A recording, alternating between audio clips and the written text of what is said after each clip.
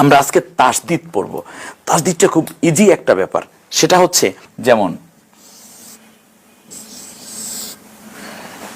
এখানে আমরা এভাবে একটা পড়া পড়েছি, এই অকে আকার দিয়ে আমরা আ বানালাম, আ। আর এখানে শুধু ম রেখে দিই, মিলে কি হবে? আম। এটা আমরা পড়েছি।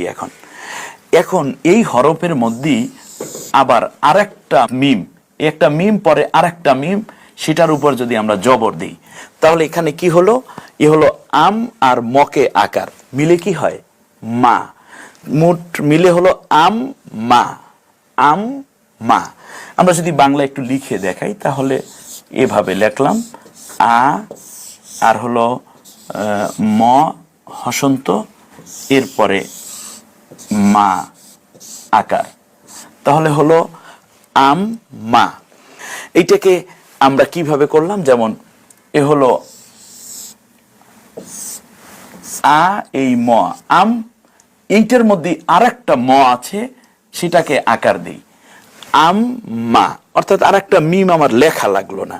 এই না লিখি এই মিমটাকে আমরা ট্রান্সফার করলাম এই জায়গাটায়। যেমন এই মটাকে আমরা নিয়ে নিলাম, এই ময়ের মধ্যে একই কাজ করলো। সেটা কি হলো? আম। এই পাশের যে মটা জবরওয়ালা ছিল সেই ম তো আছি, এখন শুধু জবর দিয়ে দিই, শুধু জবর দিলেই হয়ে যাবে।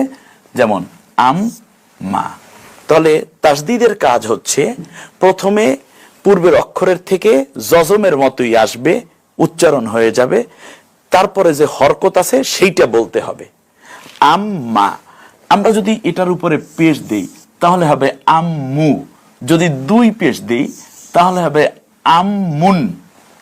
তাহলে টুই নন, একের ভেতরে দুই থাকবে, যুক্ত অক্ষর, অর্থাৎ যেই অক্ষরের উপরে তাসদিদ থাকবে সেই অক্ষরটা দুইবার উচ্চারিত হবে।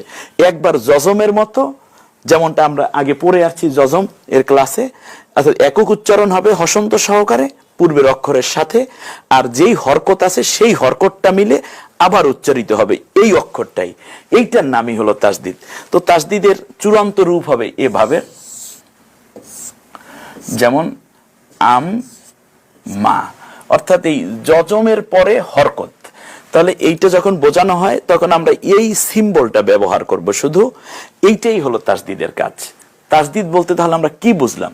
তাসদিদ হচ্ছে পূর্বের অক্ষরের সাথে জজমের মতো একবার উচ্চারিত হবে, আর যে হরকত আছে সেইটা উচ্চারিত হবে।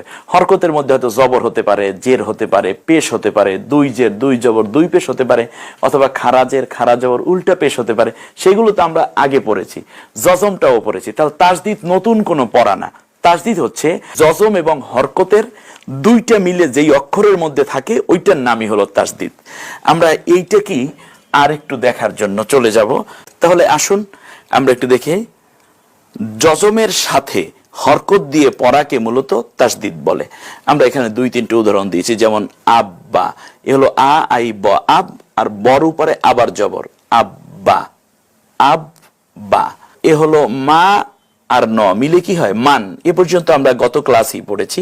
তার সাথে আরেকটা ন আকার যোগ হলো না। তো আমরা অতিরিক্ত আরেকটা না না লিখেও একই নুনের মধ্যে দুইটা কাজ করে ফেলতে পারি। একটা হলো জজমের কাজ আর একটা হলো আকারের কাজ। এই মিলে হয় মান না।